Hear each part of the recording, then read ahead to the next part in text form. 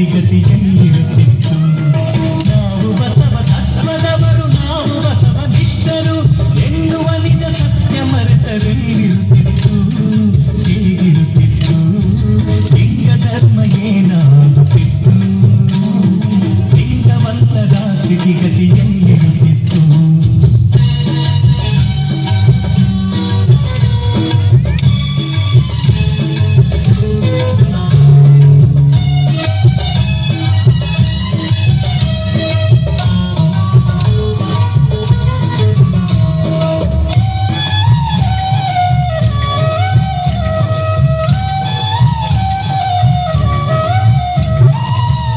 ವಾಡಿಯಲ್ಲಿ ಬಸವ ಜನಿಸದಿದ್ದರೆ, ಕೂಡಲ ಸಂಗಮನ ಒಲುಮೆಯಾಗದಿದ್ದರೆ, ಕೊರಳಿನಲ್ಲಿ ಲಿಂಗ ತಾನು ಧರಿಸದಿದ್ದರೆ, ಇಷ್ಟಲಿಂಗ ಪೂಜೆ ತಾನು ಮಾಡದಿದ್ದರೆ, ದೃಷ್ಟಿಯೊಳಗೆ ಸರ್ವರೊಂದೆ ತಿಳಿಯದಿದ್ದರೆ, ತನ್ನ ದೃಷ್ಟಿಯೊಳಗೆ ಸರ್ವರೊಂದೆ ತಿಳಿಯದಿದ್ದರೆ, ನಾವು ಲಿಂಗವಂತರೆಂಬ ಸಾಕ್ಷಿಯಲ್ಲಿರುತ್ತಿತ್ತು.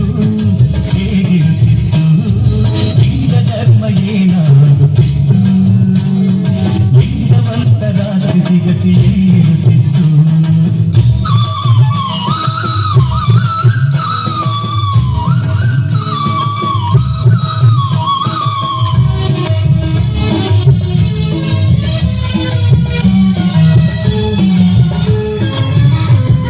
ಶ್ರೇಷ್ಠ ಕುಲವು ತನ್ನದೆಂದು ಬಸವ ತಿಳಿದರೆ, ಹೀನ ಎಂದು ದಲಿತರನ್ನು ಜರಿಯುತ್ತಿದ್ದರೆ, ಒಂದೇ ಜಾತಿ ಬಹುಜ ಜಾತಿ ಎಂಬದಿದ್ದರೆ, ಎಲ್ಲರಲ್ಲೂ ಶಿವನ ರೂಪ ಕಾಣದಿದ್ದರೆ, ಹೀನ ಎಂಬ ಕುಲವು ಬಸವ ಅಳಿಸದಿದ್ದರೆ, ಸಕಲರಲ್ಲಿ ಸಮನ್ವಯ ತೋರದಿದ್ದರೆ, ಹಿಂದುಳಿದ ವರ್ಗದವರ ಸ್ಥಿತಿ ಎಲ್ಲಿರುತ್ತಿತ್ತು?